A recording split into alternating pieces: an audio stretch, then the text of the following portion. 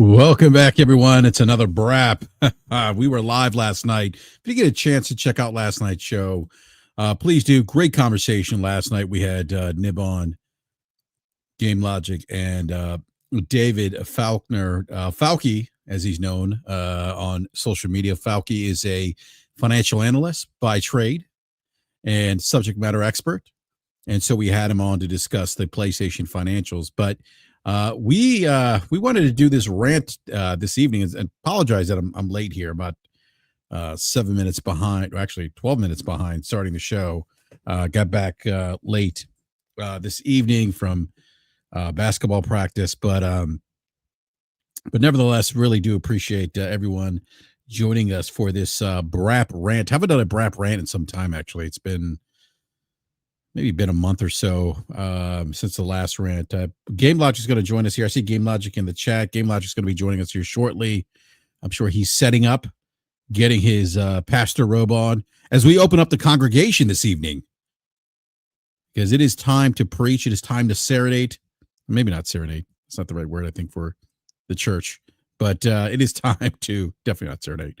It is time to spread the gospel, if you will. It is time to address the sinners, those who are spreading misinformation, disinformation, and who are just flat out telling lies. And just being disingenuous. Like, look, long time ago, when I started this channel, 10 years ago, it's been 10 years.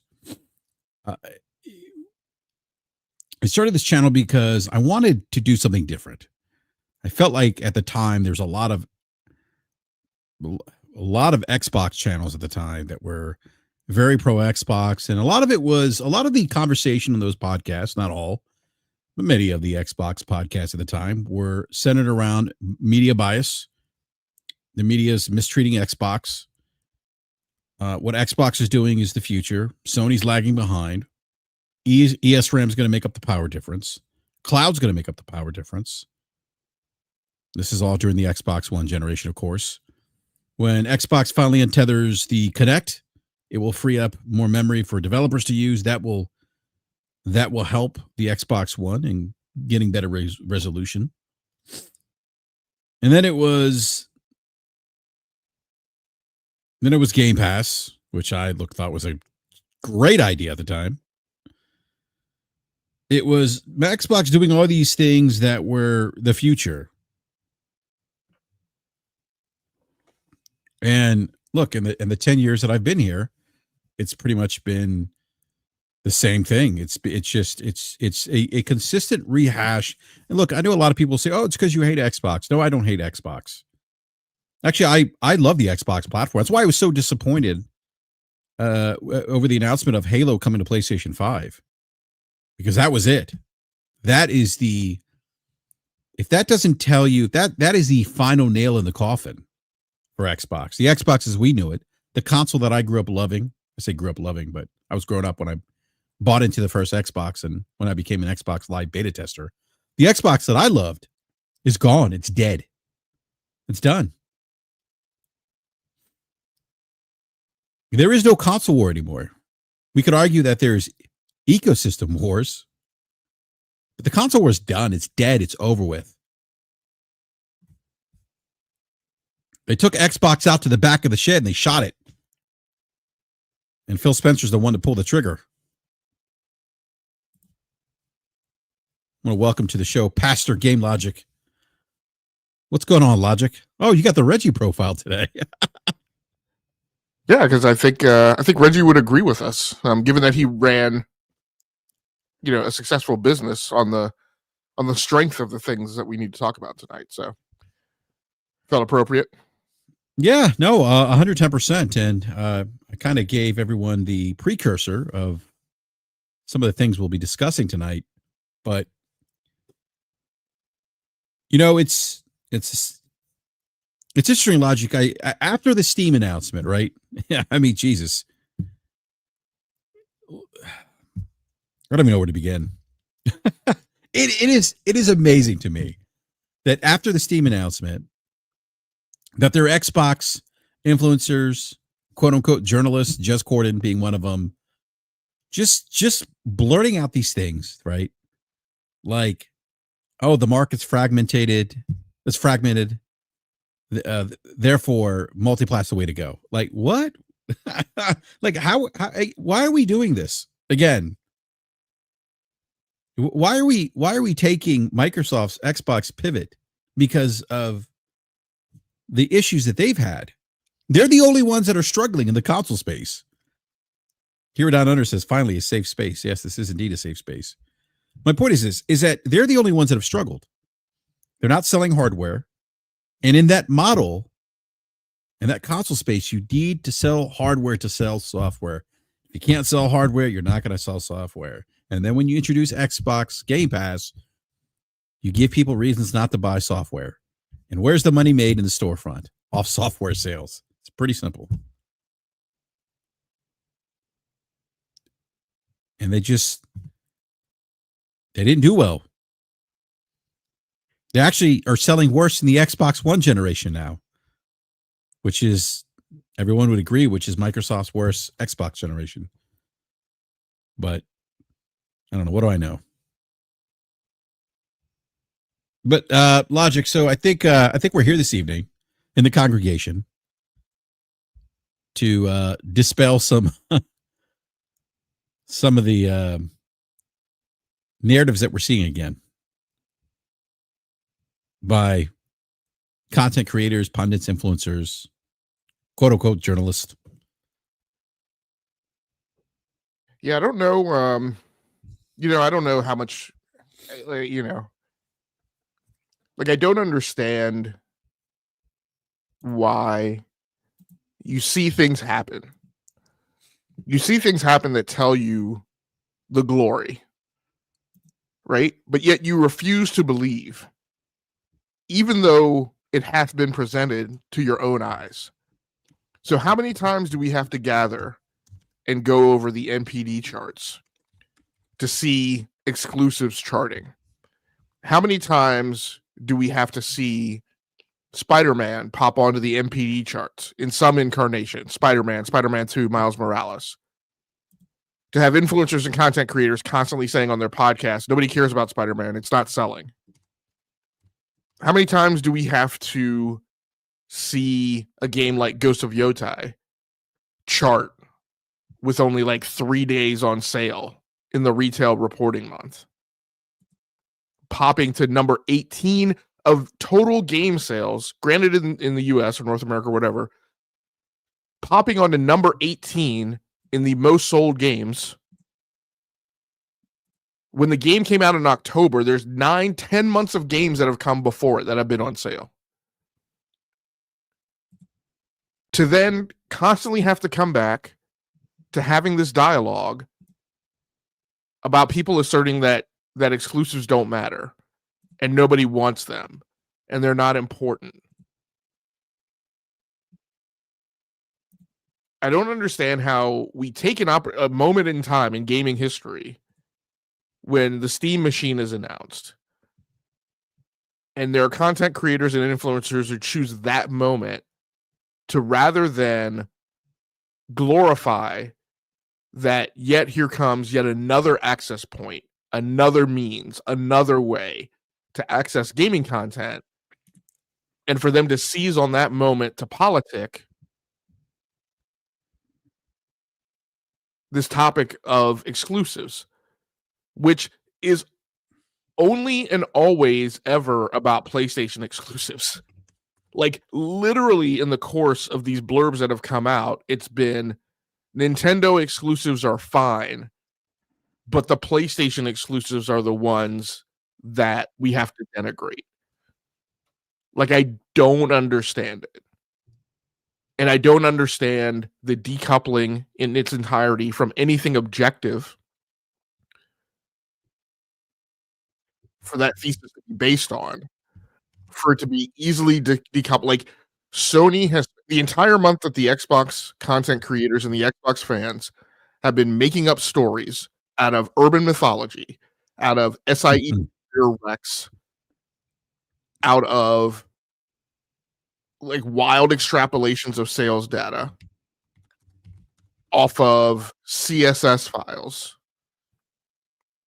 like just making up fan fiction and world building.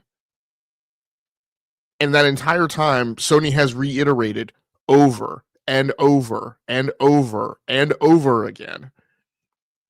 We have IP. That IP is bucketized, stratified, however, right, whatever term label you need to apply for you to get it through your head, that we have tiers of IP, some of which are more important to us than others. We have these tiers of IP that we don't care about. We have these tiers of IP that if somebody does an iteration on it, like a Horizon MMO on mobile, that doesn't do anything to devalue the IP, because the people who want to play the AAA narrative, narrative driven, cinematic, open world, right, game aren't the same people who are going to go play this goofy mobile thing. But it's a good IP and it allows us to deploy it and somebody else to do the work and us to collect money on it. It's probably going to play better in regions where those things might have better uptake than they will in the regions that we're primarily concerned about and primarily selling PlayStations in. Like, so I don't understand how many times we have to come back to these lessons over and over and over again. And have them yet again proven. Again, for PlayStation to again say during Investors Week, tentpole franchises help us sell hardware. The hardware, right, is the priority. We're going to do other things, but the hardware is the priority. I don't know how many times I have to reiterate the lessons of ARPU, RPPU, and CLV. To like literally go on podcasts every week with the same demographic of content creator, with them yapping about revenue. Great Scott, dude, if I hear revenue one more time, revenue. It is like a blockheaded, petulant child who refuses to acknowledge and listen to all of the different things that we hear during earning calls and Wall Street, and not understanding the basic concepts of business and company evaluation and all of the things that those of us who are dyed in the wool and steeped in these domains constantly iterate are, look, there are head fakes and there are looky-loos that are given during earnings calls because they're a good voice track, because they settle people down, because they cause people to not ask a lot of questions. But if you, because they, they sound good, they look good on a PowerPoint slide. But if you stick around for the Q&A sessions with the actual investors on the call, you hear people starting to dig into the topics, right, that are more important and that concern people, and that it's not solely about revenue. Like it, and so that's a matter of domain expertise. I do want to talk a little bit about things from the consumer perspective, because this is what we talked about last night. And Nib asked this question, and he talked about day and date, right, on PC. And we've reiterated this over and over. Like, if you want to have an opinion about business, you can have an opinion about business. But the things I'm not going to ask questions about, and that I refuse to be disagreed with about because they are factual, is that it is a fact that in software development, that when you have a singular deployment target, whether or not that be hardware or cloud or whatever, it is a fact that software development is less complex and that you have an increased opportunity for success when those things are singular, where they are not as complex. And the fact of the matter is that when they are more complex and there are more hardware targets, there are more deployment targets, things are more expensive. Things cost more.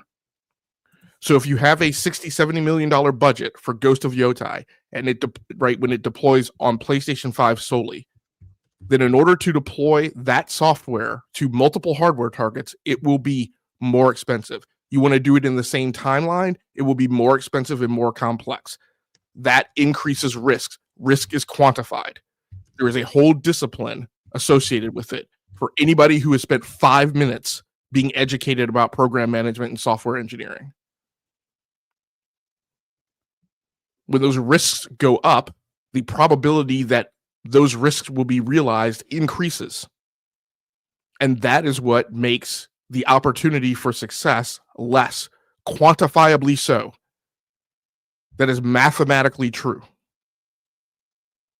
Does it happen that way all the time? No. Again, spend 5 minutes in a probs and stats class, which anybody in a STEM discipline should still be taking somewhere during their sophomore year. Go look at the Kokomo model, where in a parametric estimation tool, your estimate goes up when you increase the complexity of a project. How do we know that? From hundreds of thousands of data gathered from software engineering projects. Research led by Capers-Jones. Research led by the Brain Trust operating out of Research Triangle in North Carolina, where many of the icons and scions of software development, formal software science, education, and discipline, the things that are like the professors that I had in school in my master's program studied under these guys, right? These are the people who write the textbooks for the things that we learn. This is the research that is done that prove these things. Like, I'm really, really, really, really exhausted. And I get it. There are things that people want. There are things that people desire. There's a group of people who don't want exclusives, or maybe at least don't want PlayStation exclusives, because that's the only thing that they talk about. I assume that those people want those things for reasons that don't have anything to do with software development, science, and engineering. Quantification of risk, quantification of LOE, of schedule, of complexity.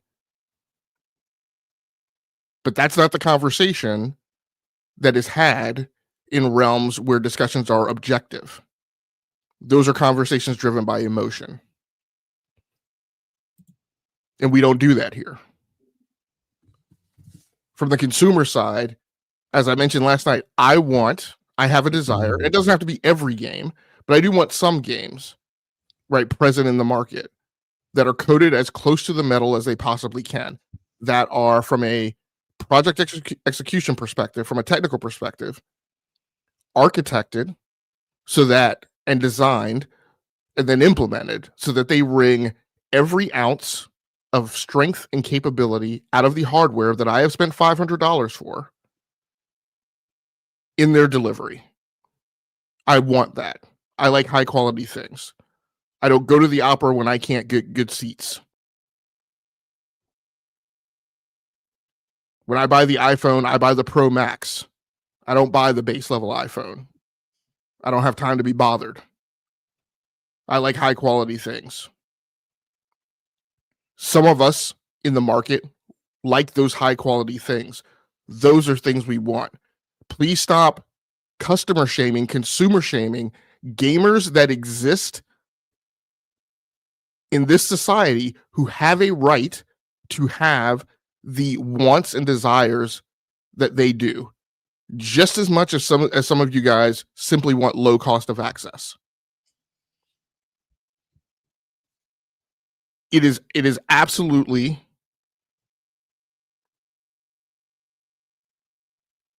destitute to shame people because they have a consumer desire for high quality things.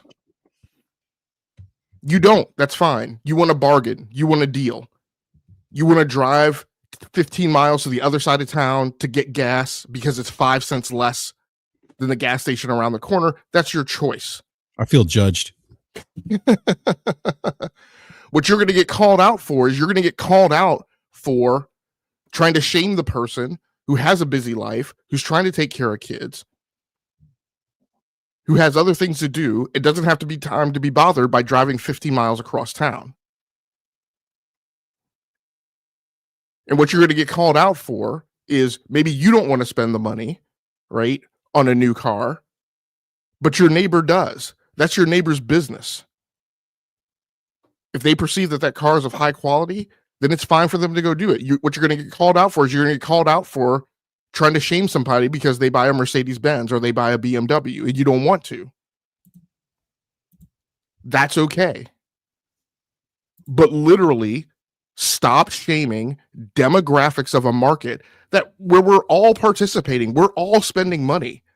We're all trying to help make this business go. We're all trying to achieve our consumer desires and needs.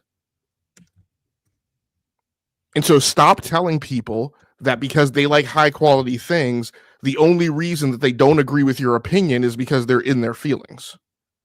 That is a disingenuous, hypocritical, and at certain times, depending on the content creator, just crosses the line to just being blatantly untruthful. Some content creators are just at the point where they are pathological liars.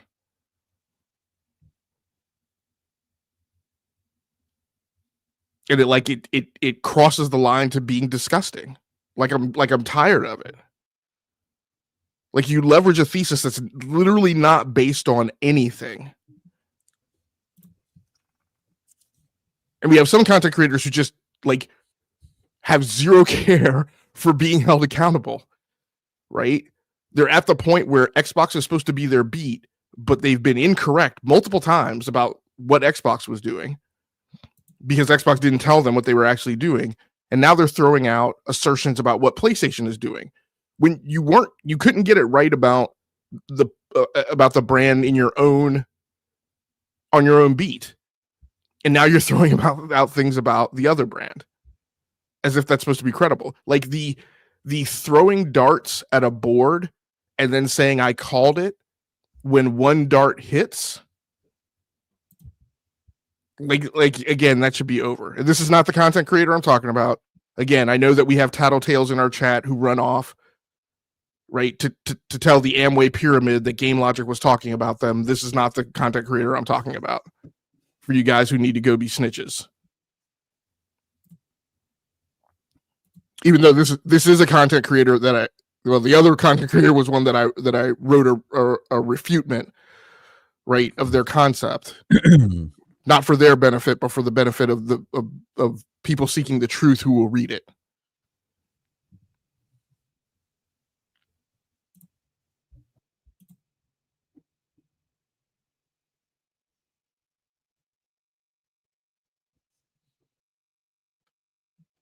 BRAP, I need to wipe my brow, man. I need to take a seat in the pulpit. Why don't you drink a water? Well, look, by the way, well said, Logic. Yeah, it's really interesting. And I try not to pick on the Xbox community, but I'm going to pick on the Xbox community. It's someone needs to do a sociological study on the Xbox community and Xbox content creators. Pull up this tweet by Jez Corden, who's the executive editor at Windows Central, who has gotten a lot of things wrong. And then here he is again, professing that the whole exclusives argument looks silly now. Steam is launching a console with the Xbox and PlayStation titles.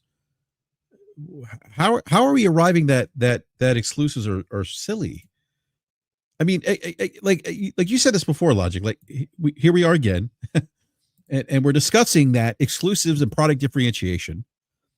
And this is why this is what frustrates me a bit about guys like Jez and Paris. And I'm going to call them out by name because they do deserve to be held accountable.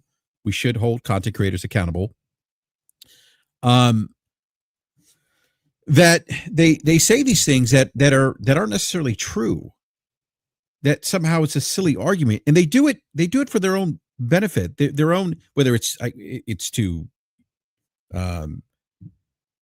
be engagement merchants, to push a specific narrative. Well, it is to push a specific narrative, but that narrative is always tied to Xbox. And what I've learned over the course of 10 years that I've been a content creator, and for the last 12 years that I've been on Twitter, there's one community that consistently has gotten it wrong, and it's been the Xbox community, always. And I don't say that to console war, to you know, to kind of laugh at the Xbox community or content creators, but it's based off experience. It's based off what I've seen. If you've been on Twitter for 12 years, if you've been a content creator for 10 years, we've consistently seen this pattern of these Xbox content creators and influencers saying these things that never come to fruition, or that they say exclusives don't matter, and then we see Ghost of Yotei in 3 days charting number 18 as best-selling game. Or we see Nintendo selling 60 million copies of Mario Kart 8. Or that we see Nintendo with the Switch 2 being the fastest selling video game console in the history of North America, the United States. Think about that for a second. The Nintendo Switch is the fastest selling console ever in the US, based on what? Exclusives. Nintendo's entire hardware ecosystem thrives on exclusives. It's literally like, but there's hold on, Yeah, Logic. But we have Jez saying the whole exclusive arguments look silly now that Steam's launching console with Xbox and PlayStation, and even with PlayStation. Because PlayStation, we have seen in the financials, we see boost to PlayStation sales and engagement in the ecosystem tied to exclusives like God of War, Spider-Man, The Last of Us. The CMA did a survey. I believe it was during the Activision hearing. The survey said about 60% of, I think it was about 60% of, hold on a sec here. I want to make sure I got this right. Sorry, the CMA, in a CMA survey, 69% of PlayStation users said that they chose the console because of Sony exclusives. And like you often say, Logic, exclusives, product differentiators are the tiebreaker, right? And this is, you go back to exclusives and how they define brand identity. We've talked about that on this show. How a console's image is built on the kinds of games and experiences that console offers to consumers, and how those experiences vary, and how consumers value those experiences. PlayStation. We think of PlayStation, we think of these big budget AAA games. This almost Apple-esque type ecosystem. These single player narrative driven exclusives that you really can't get anywhere else. You think of Nintendo, you think of family friendly content, innovation, nostalgia, this like IPs that are based on nostalgia, Zelda, Mario. We used to look at the Xbox. We talked about the Xbox culture, Hamp. During the original Xbox 360 generation, very much had that dude bro culture in some ways. But also, if you're around during the original Xbox, part of that platform's identity at that time was that it was home to Western studios, these Western RPGs.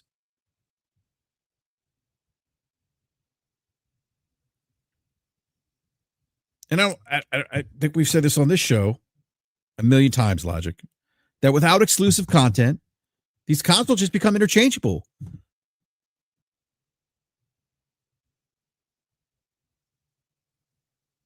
They lose their value. I'm sorry. Go ahead, Logic. You were to say something. I just wanted to rant quickly. No.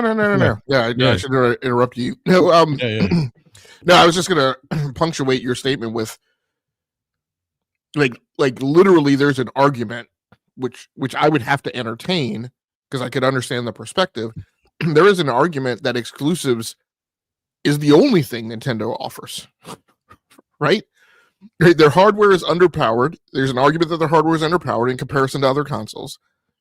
There's an argument that their commercial practices are draconian and not very favorable to consumers. There's an argument that their overall online network strategy is behind that of their competitors. There is a literal argument that the entirety of that business thrives and survives on exclusives and would have little else going for it if they were to ever give them up.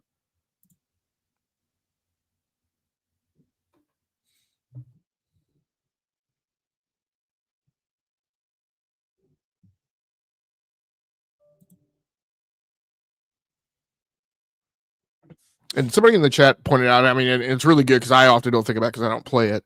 But Pokemon, which only exists on the Nintendo platform. A quick Google search returns Pokemon ranks as the highest grossing media franchise of all time, with a total estimated revenue of $115 billion. It is also the best-selling video game franchise by total revenue, surpassing others like Mario Kart and Grand Theft Auto, and holds the top spot for highest grossing anime franchise.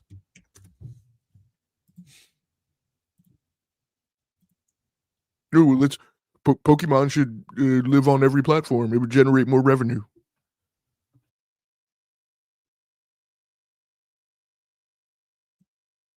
Yeah, and if it did, maybe you wouldn't sell 150 million Switches. Probably not. the Nintendo, the Switch wouldn't have as much value as it does if it didn't have that exclusive.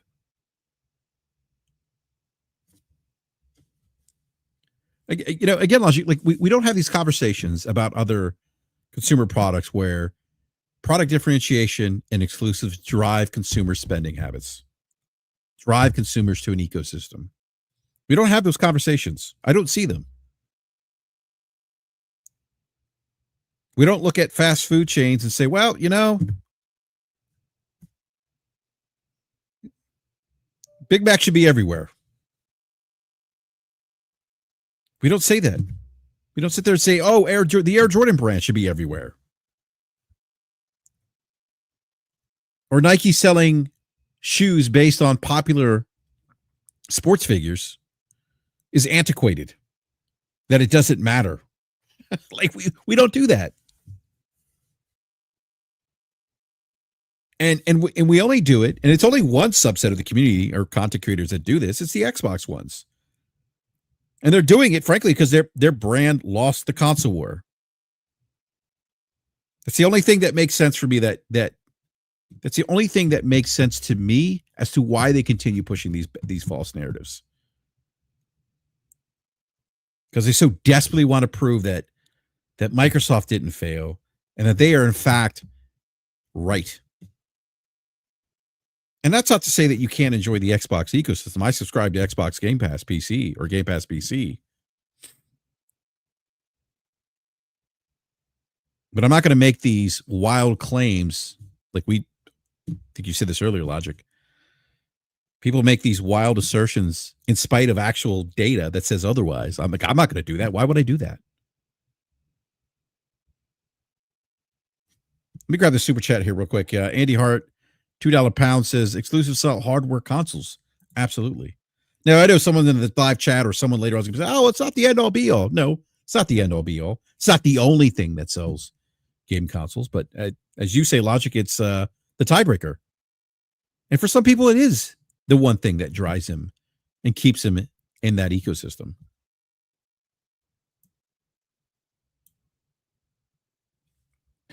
Yeah, I feel like, you know, this is a symptom of, like, look, I mean, I comment about how there's been a loss so much, in my opinion, of values and principles that we held dear, either as Americans or just as humanity. And I can't blame it on the younger generations, because it's actually people in my own generation who have been proponents of this slippage. Like, I very, very firmly remember growing up as a kid reading Sherlock Holmes, and I very firmly remember on multiple occasions it being iterated to me, when you have eliminated the impossible, whatever remains, however improbable, must be the truth. So this whole notion that exclusives aren't the differentiator, we constantly hear the agenda-driven speak. These consoles are the same. They're all built on x86 architecture. They're all running on AMD silicon. There's nothing that differentiates them. Okay, great. Let me give you that argument to the 90th percentile. So what's different about them? Why does a human being... I constantly ask this question and I never get an answer. They constantly skate by it. Two human beings walk into a GameStop or a Best Buy. They're both shopping for consoles.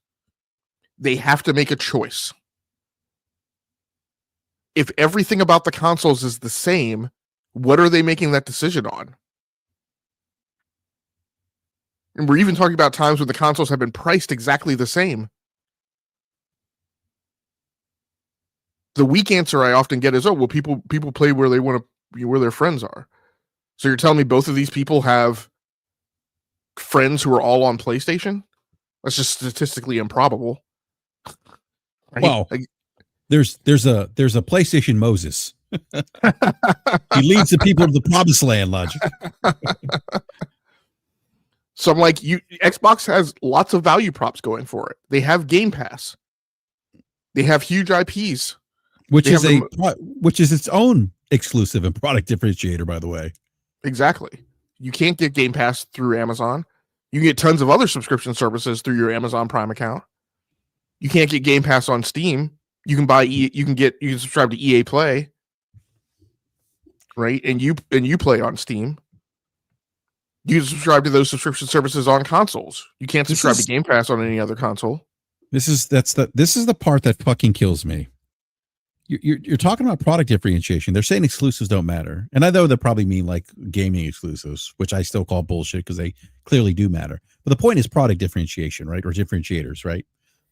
They do matter. Like Game Pass is a differentiator on Xbox. You can't get it on Amazon. You can't get it on PlayStation 5. Right? Xbox needed to figure out a way to differentiate its platform from its competitors because they couldn't, or they weren't releasing compelling software. Bruh, ubiquitous backwards compatibility is a product differentiator. Nintendo doesn't do it. PlayStation doesn't do it. Xbox went hard in the paint, made a significant investment, and talked about it to the point where we couldn't stand them talking about it anymore. To make basically the entirety of their back catalog backwards compatible. It is a thing that they hold up as unique to the Xbox platform. It's a product differentiator. Now, here's where they lose the plot. Despite all those product differentiators, less than 10% of the core gaming market on the planet has decided to purchase an Xbox Series X or Series S. So again, I asked them, why are those people walking out of the store with a PlayStation? It must be, according to Sherlock Holmes, it must be because of something that is different than what is on the Xbox, that people are deciding is of more value. Well, the new argument is, well, it's because everyone grew up on PlayStation. Really? Because the Xbox, really? Because because if I remember correctly, the Xbox 360, the Xbox 360 at one point was destroying PlayStation 3. So now all of a sudden it's PlayStation wasn't new then. It was an established brand coming off the success of the PlayStation 2, which is I don't know if it's still the highest selling console ever, but at that time it was coming off the success of the PlayStation 2. Like, come on. I'm sorry. Go ahead, Logic.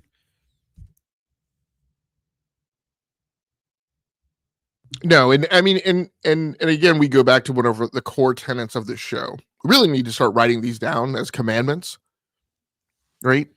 One of the core tenets of this show is only the Sith argue in absolutes. Don't believe everything that I say. Don't go out and repeat everything that I say. Don't go out and weaponize everything that I say. Use these as perspectives and points.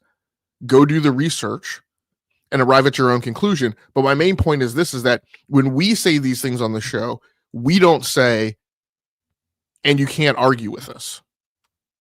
Except for the thing I said about software. I'm not going to argue with you about software. You want to argue with me about software, be a developer, show me your degree, right? Show me your resume with your time in the trench, and then we'll have that discussion. But I'm not having that discussion with people who, as I've said before, haven't put their hands on a keyboard except the type of Word document since they took Mrs. O'Malley's computer science class right in high school. We're not doing that today. Mrs. O'Malley. Hey, real quick, Logic. Big shout out to Wooly Gamer, who's just become a YouTube member. Thank you so much, Wooly. Really appreciate the support. And thank you for stopping by. I know it's late over there across the pond, but Logic, yeah, go ahead. Just so my thing is that there's constantly an argument by the other side of the aisle about absolutes. Exclusives don't matter. It's over. Nobody does it.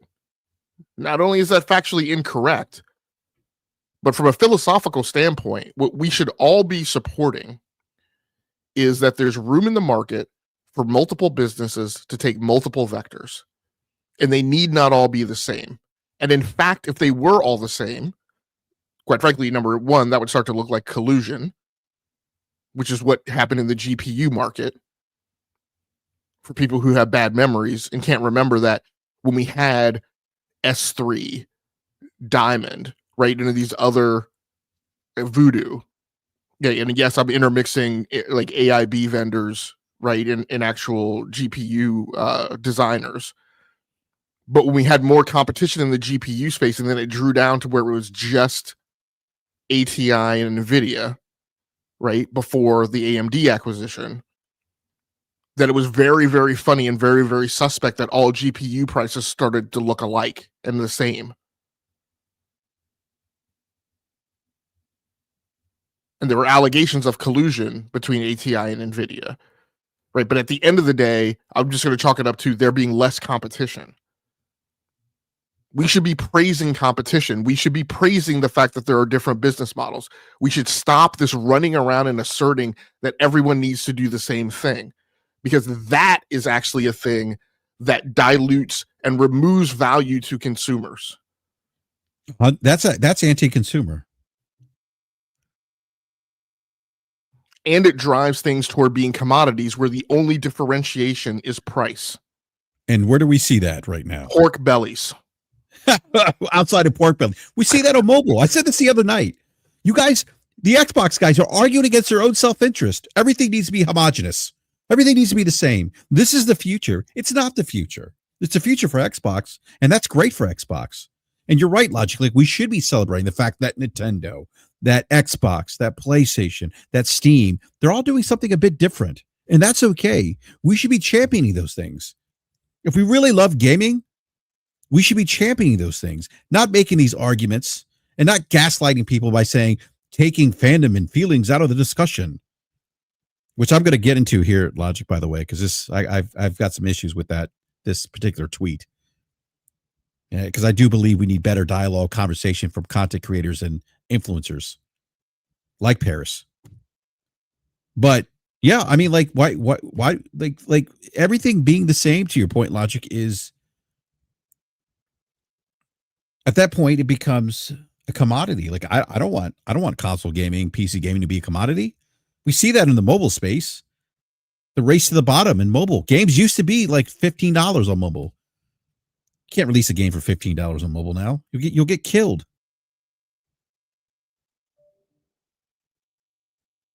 Yeah, go ahead, Logic. I interrupted, but no, I'm letting you take it out. The one thing I'll say to jump on your point is, remember when mobile, right, really back in the heyday of mobile, at the launch of the iPad in 2010. Remember we used to talk about, like, hey, here's this game. I think it was Epic that did it. And I can't even remember what it's called, but it was some type of Blade and Storm or some type of, but we made a very big deal about like the technological innovation and, this never before seen thing seen on mobile. And mobile was a big deal. It was these great implementations. It was these I wouldn't call them innovations necessarily, but it was this delivery of more power, right, in a mobile form factor. And what's happened over time? Over time, that's become diluted because of, just like you said, it became a commodity.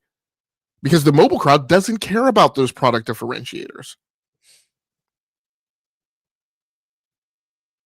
They care about things that compete with TikTok and short form video. And that's why the mobile market has become that race to the bottom, which is kind of like the Android side of the cell phone market is, right? Where people who build Android handsets don't make money, except for Samsung. Literally, except for Samsung. Even Google doesn't do it like Bonga. They sell the Pixel, right? Because it's the model home right in that neighborhood. Right, but they don't make money. Sony stopped making the things except for the one model.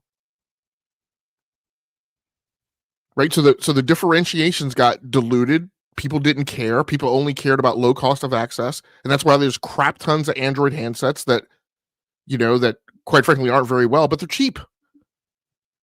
This is what you're asking for gaming to become. You're asking for games to be things that can compete with TikTok and short form video, and you're see what's it. Oh, wait, I'm sorry. That's actually what Xbox said they want their games to do, right? So see why those of us who like high quality things have a problem with that. But if you're going to do it, go ahead and do it. That's fine. That business can do whatever it wants. But stop politicking and campaigning for all the other businesses to do the same. Because there are lots of us in the market who don't want that. In fact, it could actually be alleged that you're actually not protecting consumer interests and not being pro-consumer and not being a consumer advocate because you're clawing and scratching and screaming and yelling for a thing that the vast majority of the market has voted with their dollars and proven objectively, unquestionably, unarguably that they do not want.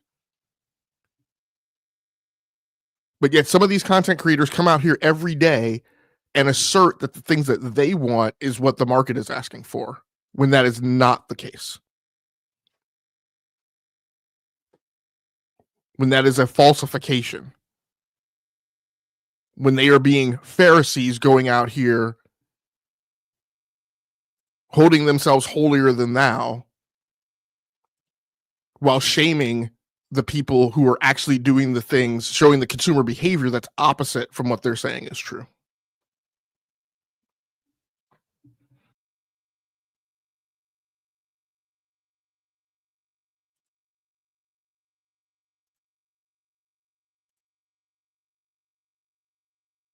All right, Lodge, you need to wipe the brow. I do, man. Taking a break. Drinking my water.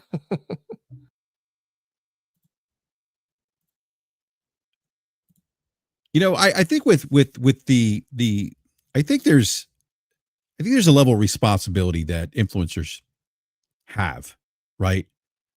And maybe this is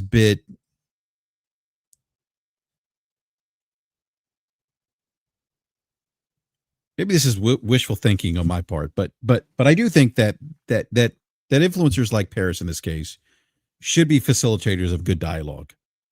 Shouldn't start out with things like taking fandom and feelings out of the discussion, right? Because that to me implies, well, if you have a disagreement or provide a rebuttal, it's because you're in your feelings.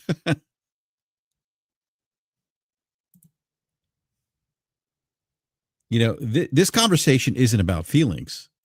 Hey, Brad, I apologize. Can I interrupt you for 1 second? Yeah, go ahead. So Yeah. I just want to set a record straight. So a person in chat, you were speaking on mobile and don't play mobile games. The biggest games are on mobile. Genshin, Wuthering Waves, Delta Force, etc. Stop talking about mobile games and you don't even know the market. So I'm just going to politely tell you to STFU. I was a mobile device and game reviewer. I bought the first Android tablet before Google even supported Android on tablet, before Honeycomb. I've been a live streamer of mobile games, connecting an iPad through a capture card, wiring it through a Behringer analog mixer to get the audio out. So don't come in here flying an accusation when you don't know anything. You don't know anything. You're coming in here. I don't know what you're full of, but you don't know crap. Don't tell me I don't know mobile games. I've spent way more time studying the business and the market area than you do. I've written on it. I've reviewed the devices. I've participated in the environment. I can speak on it because that time has come and gone because I was there and I did those things. You guys go gaga over ray tracing showing up on the iPhone without the least inkling of knowledge that ray tracing has been on Android phones for 2, 3, 4 years before then. Because you don't have the knowledge that FSR is actually a joint intellectual project between Qualcomm, AMD, and Samsung. So don't come in here telling me what I don't know, and I don't know the market. When you can't speak nearly as articulate about it and about the technology stack as I do and I can. I'm sorry, BRAP, go ahead. He probably doesn't realize that there was a race to the bottom with mobile games. And yes, you're exactly right. Those games are big, and this is my problem. Those games exist on all their platforms. Yes, and we in the console space, and we in the PC gaming space who want high quality stuff. We don't want Genshin Impact. We don't want Wuthering Waves. We don't want Zenless Zone Zero. So stop coming in here acting like that part of the market is the thing that drives the entirety of the market. Well, he used games that are on PC as this example, as this almost, he's trying to have a gotcha moment, and he lists some of the biggest games which are on multiple devices. We're talking about mobile anyhow. All right, let me are you going back to the Pew logic? No, I'm just refuting that whole, like, you don't even play mobile games. Again, that's just a bullshit take. I played Call of Duty. I played Call of Duty Mobile way more than the fake fans that were out yelling and screaming that they were going to play Call of Duty Warzone on mobile. And it's on my Twitter account. You can go back and find the clips. You can go back and find the screenshots. And those people who claim that they were going to run out in droves and play Call of Duty Warzone on mobile, that game failed. And Microsoft took it offline. Because people didn't support it. Because people were going out and speaking falsely. Phoenix, what you don't realize is that the games that you're listing are games that are also on PC. But go look at the games that are on mobile right now. Look at some of the slop they put out there. Like, it's literally, like, historically, it's gone to erase it's been a race to the bottom in mobile for years now. It wasn't always like that. That's the point. And again, you're free to have your opinion. That's not what I'm calling you out for. What I'm calling you out for is coming in here with an ad hominem bullshit attack, asserting that you know something about my character and my background and my experience and my depth based on nothing. You came in here making a false accusation to try and prove your point instead of actually being an intellectual and arguing your point on the basis of its merits. Now you want to try and get back to fact. But you blew that opportunity when you came in here with an ad hominem attack. So again, STFU, settle down, participate with the chat, or else pack your bags and get the F out of here. I'm sorry, BRAP, go ahead. No, look, anyone who's listened to the show understand we don't do the console warring stuff. We try to facilitate a conversation where people can exchange ideas, where people don't come in here and gaslight and push console war narratives. We don't do that. That was my last thing. And that's what you do when you don't have a good argument. That's what you do when you have an inability to participate in the Socratic method and actually going back and forth in a fair and equitable debate. You did that because you didn't have a winning argument in the first place, because your points were weak. Yeah. Yeah, 110%. Well, that's typically what happens. It's a personal attack, gaslighting. I mean, we see it on social media all the time. Anyhow, I do want to get to this tweet here. Paris says, taking fandom and feelings out of the discussion. Jez out here choosing violence, but he isn't wrong. Jez's take is not correct by any stretch of the imagination. We talked about this earlier. The more accessible you make your game, the more people will buy and play your game. That's a very reductive statement. Like, Jesus. Like, I'm sorry. I don't mean to laugh, but like, holy shit. Like, really? Like, this is a bit more complex than, well, the more accessible your game is, the more people will buy it. Oh, okay. It's saying that it's simple math. Implying that using the term simple math, right? To me, at least, logic implies that this thing is so straightforward. And that if you disagree with it, you're probably an irrational person.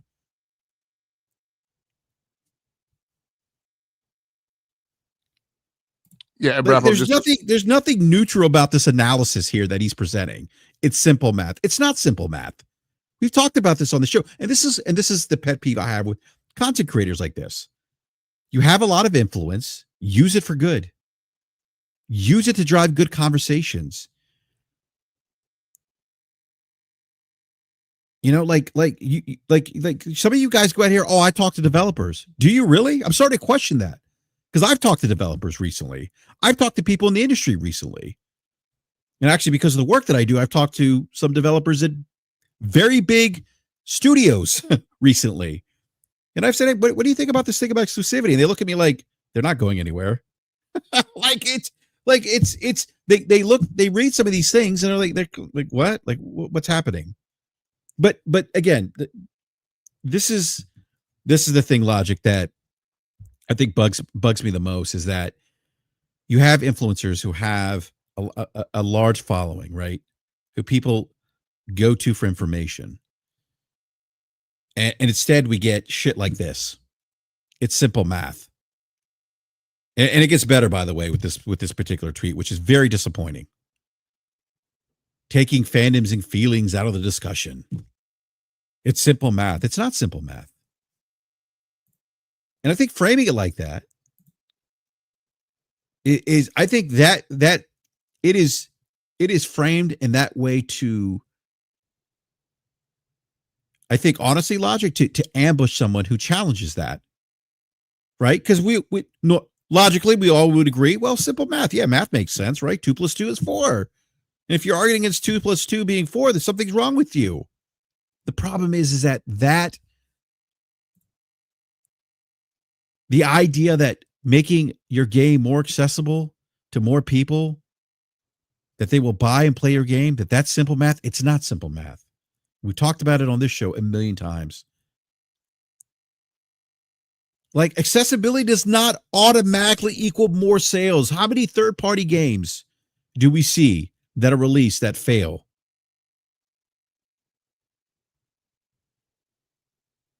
How many games actually turn a profit?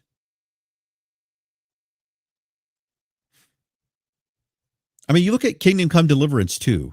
It sold, what, 4.9 million copies in, 8 months? Released on multiple platforms. How many games are third-party releases that release and then the studio closes?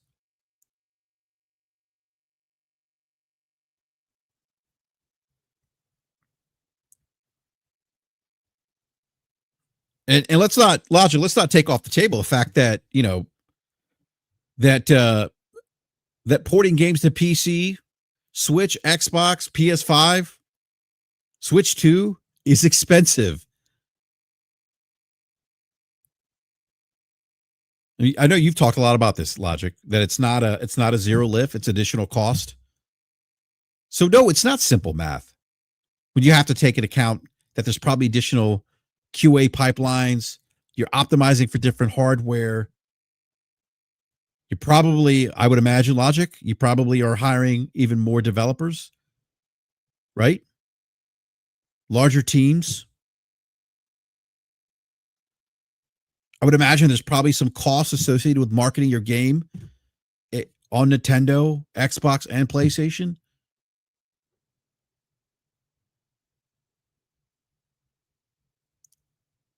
No, it's not simple math. If the extra sales of going multiplat don't make up for the additional cost associated with developing a multiplat game, that's not good business. This idea or this presenting this that it's an automatic or that it's simple math, it's not simple math. What did you say the other day, Logic? It's not algebra, it's calculus. Yep.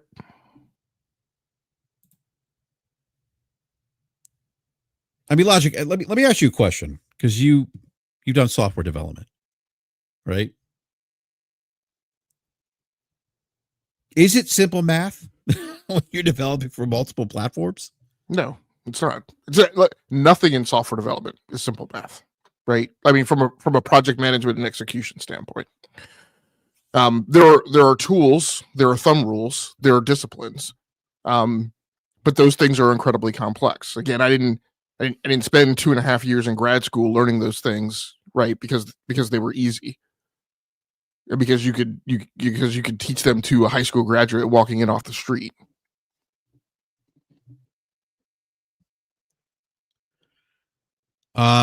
The other thing here I take issue with is the idea. I want to go back to the taking fandom, right? Because to me that implies that exclusivity is about fandom, and it's not. Like, exclusivity is part of a business model, right? In the ecosystem, it is. Again, I feel like I'm beating a dead horse here. It is a product differentiator. It helps drive ecosystems. It helps drive additional spend. It helps drive ecosystem stickiness.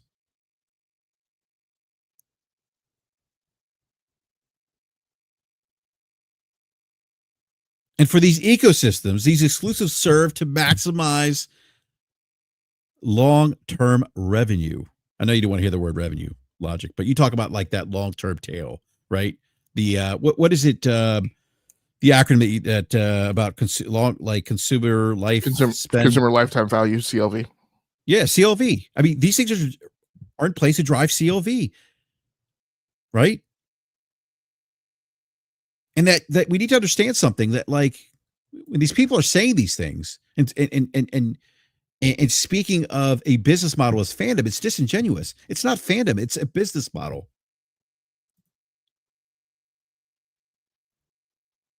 And it's a business model that's actually working for both PlayStation and Nintendo. Like, I don't know how many times I've had conversations with people. Oh, if God of War was on Xbox, they would sell more copies. Yeah, the short term they would. But again, that would be a one-off for them.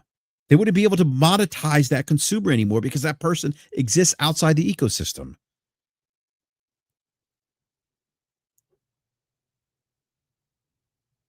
So yeah, that person goes out and buy God of War, they'll buy God of War on the Xbox Series X, and then they're done.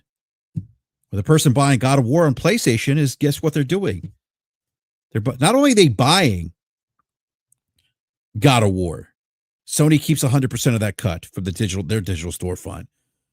They only take 70 from Microsoft. They only get 70 from Microsoft on the Xbox.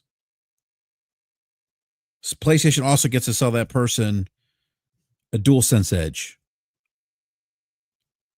the 3D audio headsets, a PlayStation Portal, downloadable content. The idea that, like, I don't like, Logic. I guess I struggle to understand, like, are people just being willfully ignorant to the idea of how an ecosystem works? I mean, it doesn't seem that complicated to me.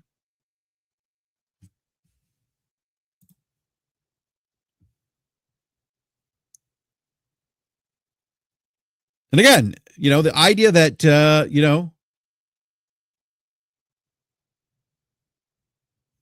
other than Nintendo, no one is really exclusive anymore, with a few exceptions. Astrobot.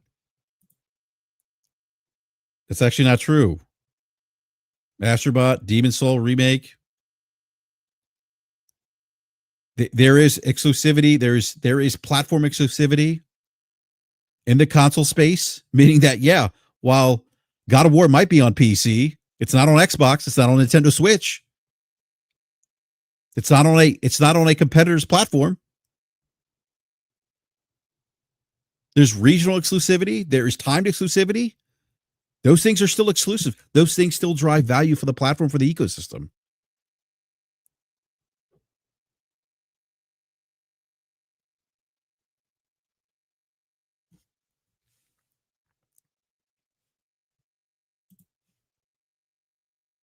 What was the last thing? Xbox fully ripped the Band-Aid. In my opinion, the only thing stopping PlayStation from being day and date on PC is everything Mark Cerny said about their shift in development in Project Amethyst.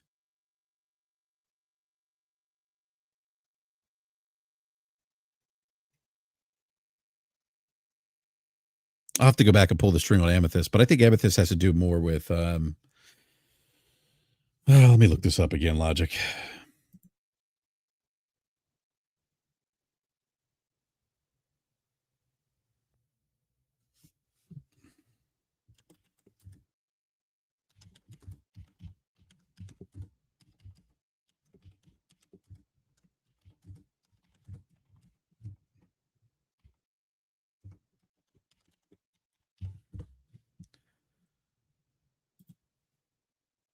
But here's why I looked this up, Logic. There's something else I wanted to share. I guess here's what I find very disheartening.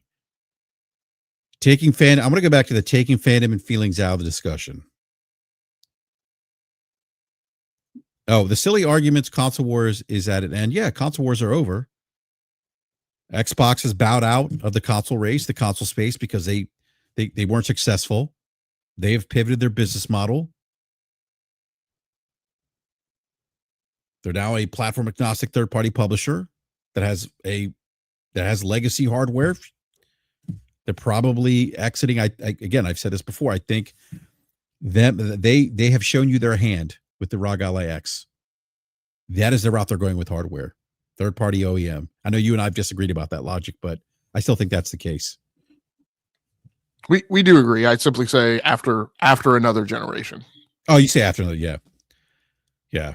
And I've heard I'm hearing that they're getting out of hardware again, and that really it's in the short term. The conversation around hardware is to slowly rip that Band-Aid off and to drive a lot of that third party revenue in the short term because they need it still. But that ship is sailing. So Spaghetti replies, Nintendo still does exclusives. They're doing amazing. And Sony's delayed exclusive approaches still has them doing amazing too. I think we got to stop applying Xbox's strategy to other companies when it's clear it doesn't fit. So here's an opportunity for an influencer like Paris to engage in good dialogue. Instead, the person who says, take your feelings out of the discussion replies with, you read nothing I said. Get out of your feelings. It's not that serious. Like, what the fuck are we doing?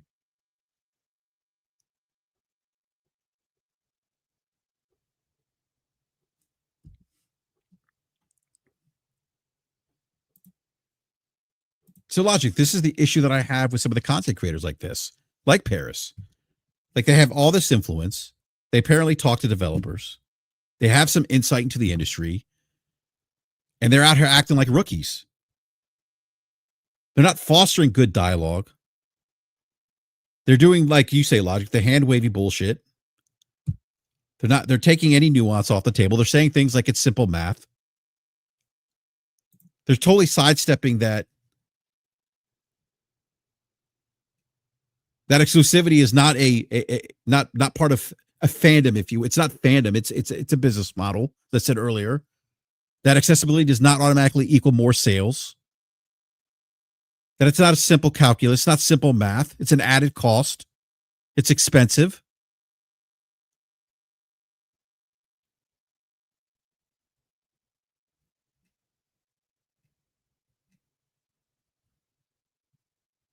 Like those are the kind of conversations that people should be having, especially these influencers, I think.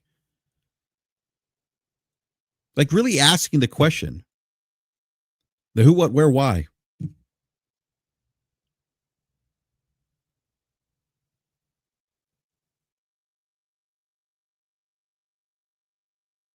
And Nate says, Brap, the conversation always goes left when they're wrong. Absolutely.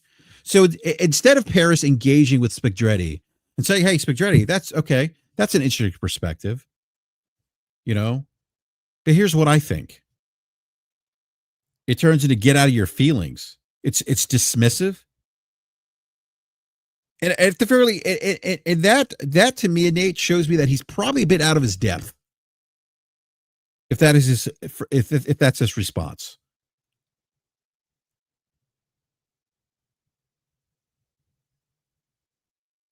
And he's not the only content creator that's having these types of conversations and gaslighting people and taking any nuance off the table. Logic, it almost seems like they're just pushing, in this example, like it's corporate propaganda for Microsoft. And I didn't think I'd ever say that, but it really feels like that. It's kind of crazy.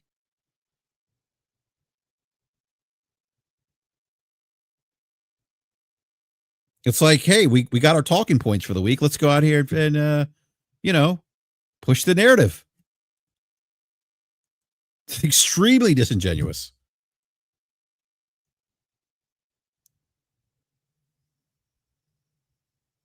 But I think it's consumers, I think it's gamers, it's people that actually love gaming, love the industry. I think it's fair to call these people out, to hold them accountable, to challenge them. They're not the gatekeepers of information. They're certainly not subject matter experts.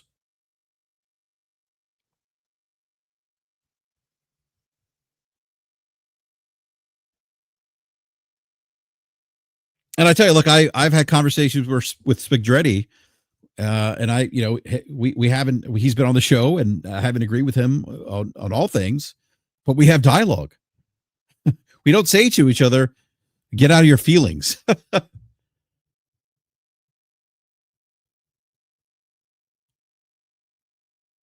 Yeah, and Nate, I agree with you 110%. They always try to act like they're above accountability, and they're not. And I do think, as stewards of the community, we should hold them accountable. That's why I'm having this podcast tonight, because I read that. It was disappointing to read that.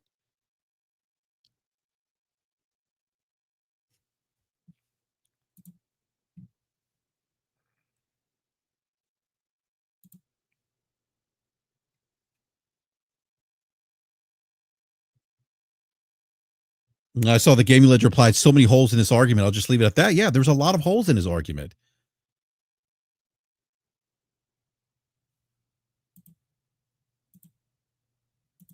Yeah, and I think that's really the driver behind this conversation tonight, right? That, look, I get it. Like there's a lot of ways that I came into this space with a head full of steam, of desiring an ideological outcome, right? That there was a belief that I'd had that we could have genuine, sophisticated, civil conversations about gaming. But what I've found over the last 4 years is that the opportunity to have those things is incredibly limited. And the only way you can have them, and Nate kind of really was the one who educated me about this, although Nate, I will admit it probably hasn't taken as fully as much as you would like, is that you have to keep your circle close and you have to keep it very, very protected, because when you try and have a nuanced conversation and a sophisticated conversation and a complex conversation, that you're just constantly assaulted by these parties who want to drain all of the sophistication and nuance out of the conversation. They want to simplify it. They want to flatten out all the wrinkles. They want to take variables out of the equation. They want to gatekeep and say, well, exclusives are only exclusives when it forces you to buy hardware. No other exclusives exist in any other format of business.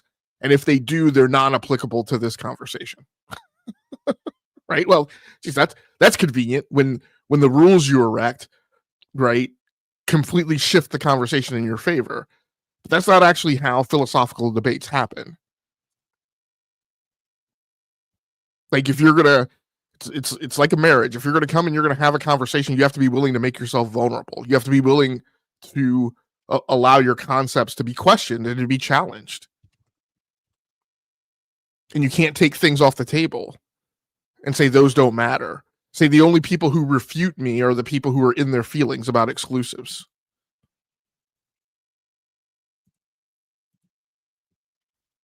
And I mean, and I even think that there's a corner where there's room in the conversation for people to be in their feelings about exclusives when you go back to the case that I offered earlier in this, which is that there are people who want exclusive. That is a demand. Law of supply and demand in economic markets, in capitalist markets.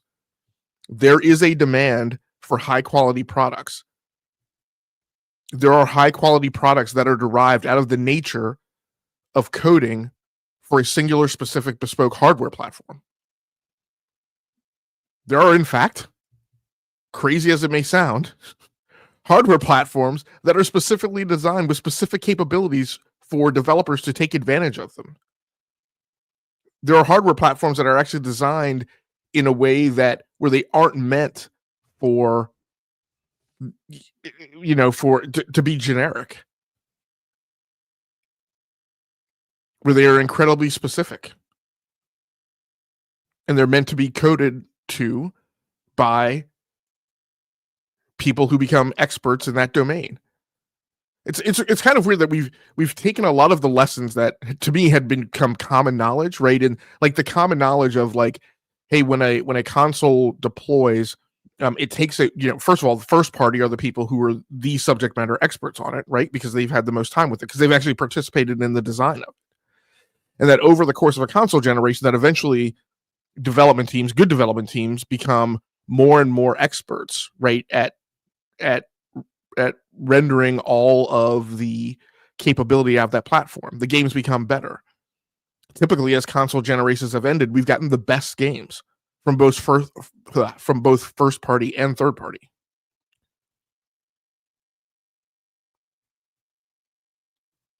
I mean, it's interesting you mentioned like first party. I mean, typically what happened, the launch of a generation, like you would always look forward to the first party titles because those are the titles that are going to be the best looking titles at the start of the generation.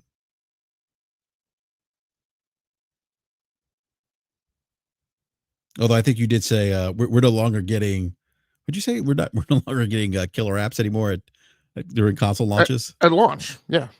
I think we've moved past the time. I do want to, like, while we're on some people, I also want to refute some other things that I hear going around. Like, there's this notion that Half-Life 3 and Portal 3 are launching with the Steam machine, and like I'm not necessarily fully opposed to that speculation, but it's the causality and the reasoning for it that I absolutely don't agree with. The Steam machine, just like the Steam Tech, is gonna show up with a pre-built, pre-packaged content library. There's absolutely no need to have any type of content, right, that goes hand in hand with the release. And then the other thing that I heard as reasoning for it is that, quote, Valve typically deploys hardware with a new game. No, they don't. When has that happened? They didn't do it when they launched Steam machines in 2015. They didn't do it with the Steam Deck. They didn't do it with the Valve Index. Because Half-Life Alyx came along years after Valve. In fact, there's lots of arguments that Valve Index was antiquated by the time Half-Life Alyx showed up. So I don't understand where these conjectures are coming from. And as a point of aggravation, like, this is the thing that gets on my nerves. Like, there are people like Corey Massey gets on me about it all the time. Quite frankly, Corey Massey and I have gone tooth and nail, right, and gotten very heated with each other. That, like, look, because we're podcasting all the time, I'm not going to get everything right, and I constantly throw out caveats that don't expect me to. right? We're trying to cover a ton of information, and this is not my full-time job. Wouldn't it be awesome if this was my full-time job? Imagine imagine how much additional time I would have to dive into stuff and be correct all the time, right? But I'm not. But what aggravates me is there are people for whom this is a full-time job, and there are people who, just like we've been talking about tonight, I do hold as accountable for needing to know this stuff and not spouting wildly incorrect things on podcasts. So yeah, I don't look, Half-Life 3 and Portal 3, sure, maybe they show up. But there's absolutely no incumbent need for them to, because, and again, Steam Machine is not a console, but these consoles have launched without killer apps. Right, the most significant exception to that being the OG Nintendo Switch, right, with Breath of the Wild. Breath of the Wild, yeah. But it's not becoming uncommon. Well, I disagree with you though, Logic. For me, PS5 launched with the killer app in Demon Souls remake. So yeah, it's just it's no longer uncommon for these devices, for these gaming devices, to launch without a killer app hand in hand. I think we need to get over you know, pinning our hopes to that on Half-Life 3. Like, and at the end of the day, maybe it launches with it, maybe it doesn't, but at the end of the day, when is Gabe Newell is, I know I keep calling out multiple honey badgers, but Gabe Newell is the honey badger, right, of the gaming industry. Half-Life 3 will launch, like the Top Gun meme, right? Half-Life 3 will launch when he is good and goddamn ready. Right? So, you know, yeah. And there's a supposition that if it does launch, then the Steam Machine is going to sell bonga. No, if Half-Life 3 launches, the place you're going to want to play that is on a high-power PC, right? I mean, and Half-Life always winds up coming to the consoles anyway, so I don't know that it's going to drive like a huge amount of people running out and buying the Steam Machine. Some, yes, it won't be zero, but I don't think it's necessarily going to be bonga.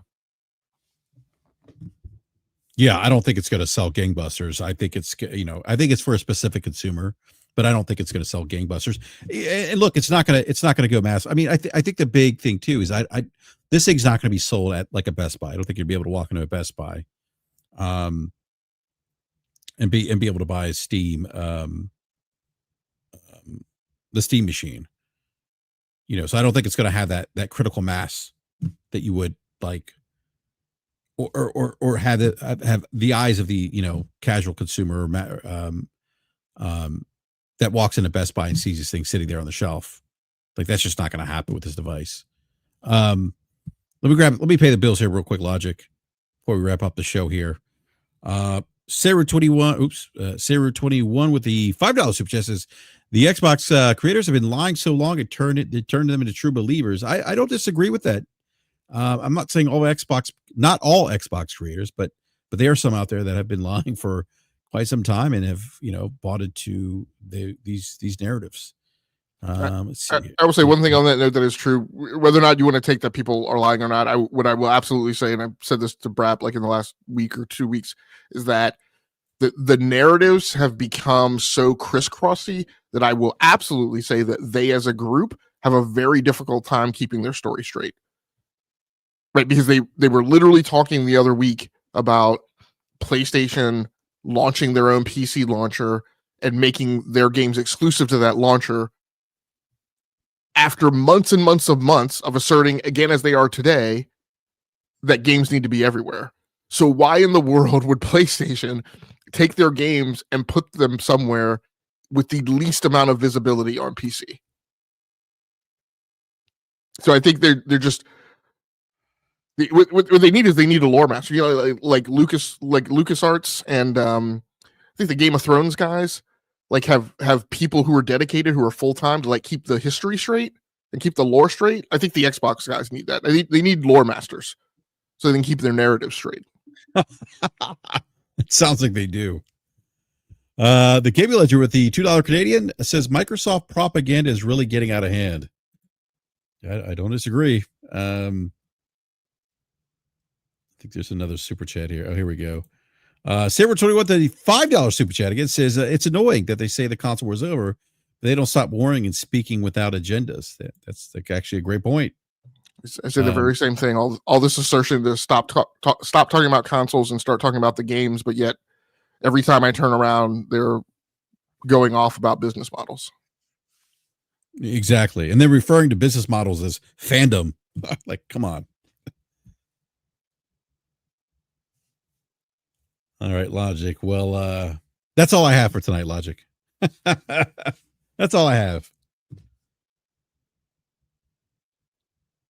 Is there anything else you want to add before we wrap up? No, I think I'll just try and wrap up and land this conversation with Phoenix. Again, there's no question that mobile is the larger percentage share of the overall gaming business. And I don't disagree with you that mobile is obviously huge in Asia. I think for the most part, it tends to be big where console and PC gaming isn't as much, right? So your big console PC revenue centers are the US and China. And then as you get the more you dilute away from there, right, you get into regions where mobile is big. But in general, mobile is kind of big everywhere. But my point is that I'm trying to make to you is that there's long been an argument, and I don't know if this is what you were saying, but this is what I'm going to speak to because it's the narratives, it's the arguments that we sometimes get here sometimes. And maybe it does connect to some of the things that you were saying. The fact that a given strategy or tactic is successful, in my mind, doesn't mean that that's what everyone should do. And it's not just been you about mobile. We've had lots of people come by here and say, people are only interested in playing games like Fortnite and Battle Royales. And so they try and extrapolate that that's the only thing people should make. But the dog chasing his own tail, right, on that theory is that if everybody's trying, because remember, we had this huge glut of Battle Royales in the 1, 2, 3 year wake of Fortnite and PUBG blowing up.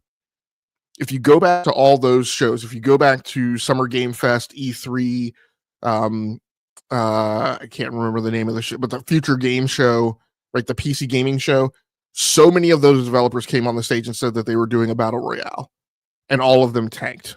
None of them survived because they chased trends and they flooded the zone.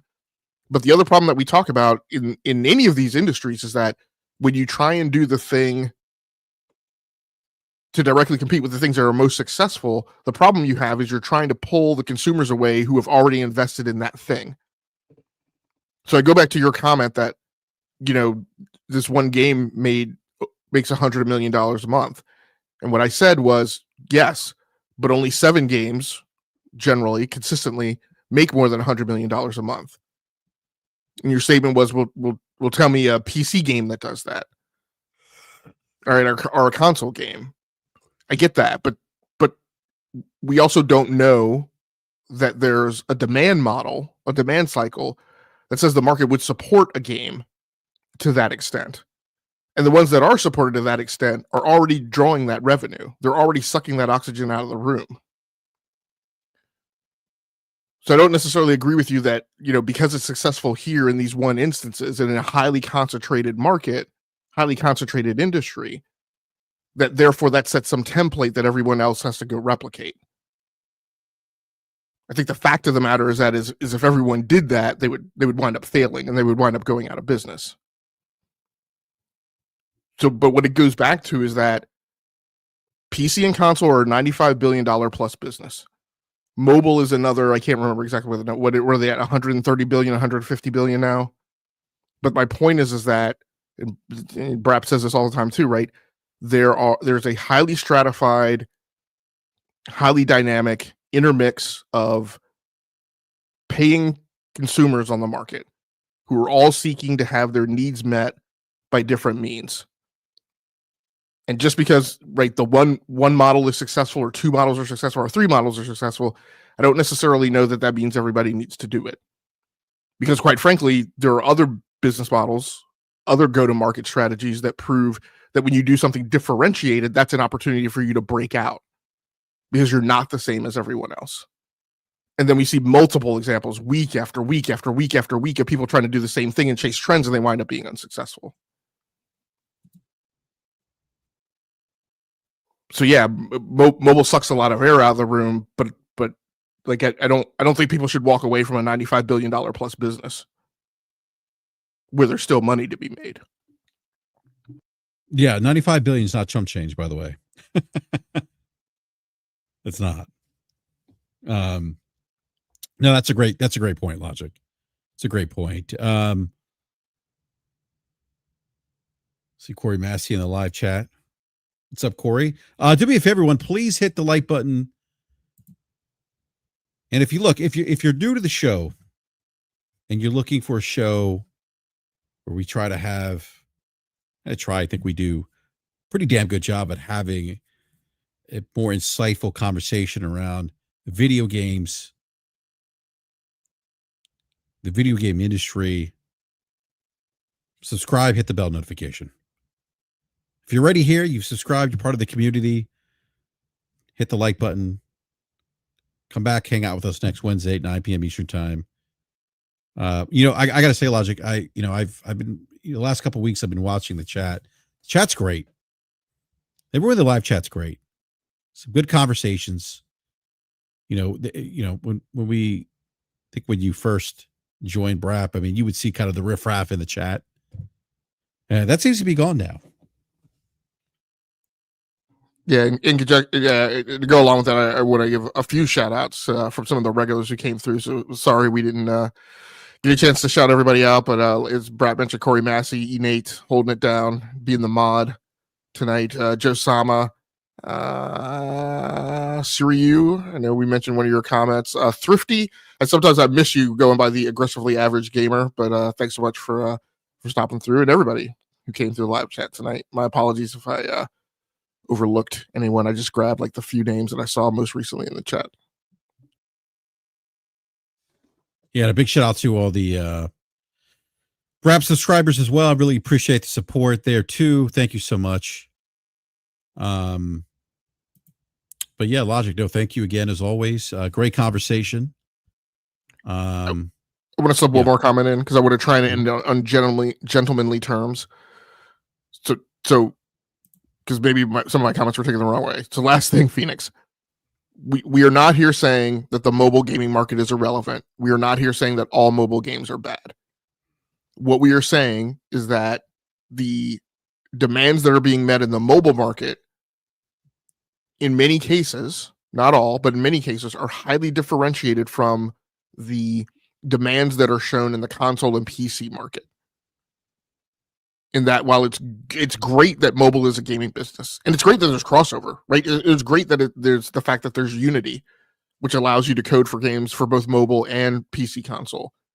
It's great the fact that Unreal Engine allows you to code for games on mobile and console and PC. In fact, one of the games that I've been playing a huge amount of is Arena Breakout Infinite, which Arena Breakout started as a mobile game coded in Unreal. And now that game exists as in a PC version in Arena Breakout Infinite, also coded in Unreal. So those synergies are great. The mobile market is great. We're not saying that the mobile market is bad. What we're saying is that the consumers showing demand in PC and console are showing demand for a different type of content. And we don't think that content, that those needs being expressed by people spending $95 billion plus a year should be dismissed and should be ignored by the industry in an effort to chase and replicate everything that's being done in mobile.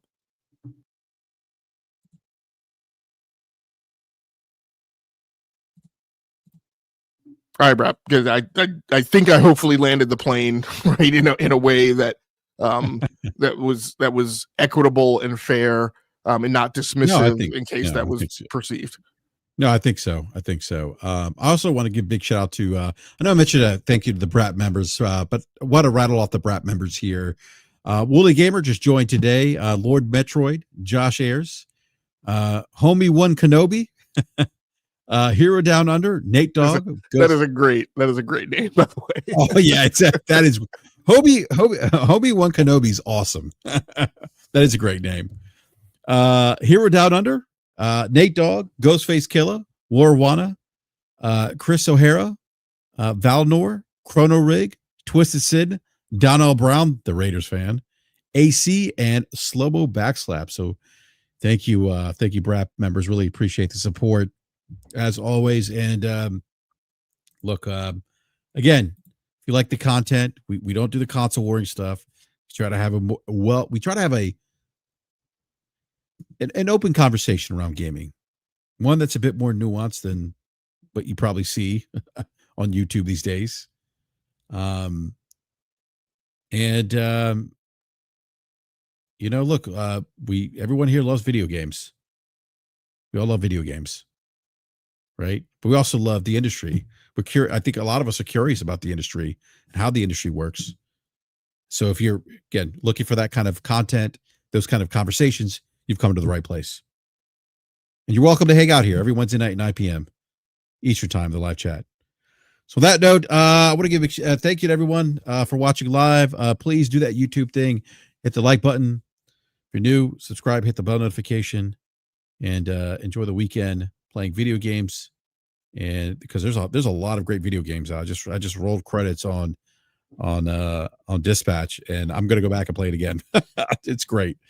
Also rolled credits on Yote recently as well. So, but Logic, thank you as always. I don't know if you want to be found. If you do, let everyone know they can find you. If not, I completely understand. Well, there is one instance in which I want to be found, yeah. and so I would have had for all my snitches in the chat. If you guys need to run off and tell a content creator that they should have beef with me for something that you convey that I said, particularly if you're going to misconstrue it, please tell those content creators to just DM me. Like, they can find me. I'm not hiding. If they want to have a conversation with me, they can have a conversation with me. They can introduce the topic, but then we're probably going to have the conversation publicly, because I'm not going to do any more behind the scenes, so-called like mending of ways. But if they want to reach out to me and ask questions to understand exactly what it is that I've said and exactly what I've asserted, they're more than welcome to. Yeah, I'm not doing the behind the scenes thing anymore either. I had a bad experience one time, got off the phone with the content creator, and I just felt dirty. It was one of the worst conversations I've ever had. It was like talking to a child. So, anyhow, on that note, we're out. Thank you everyone for watching the show live. We will catch you guys next Wednesday at 9 p.m. Eastern time. Until then, I don't even know what to say now. I guess have a good night. But thank you again for watching. We'll catch you next time.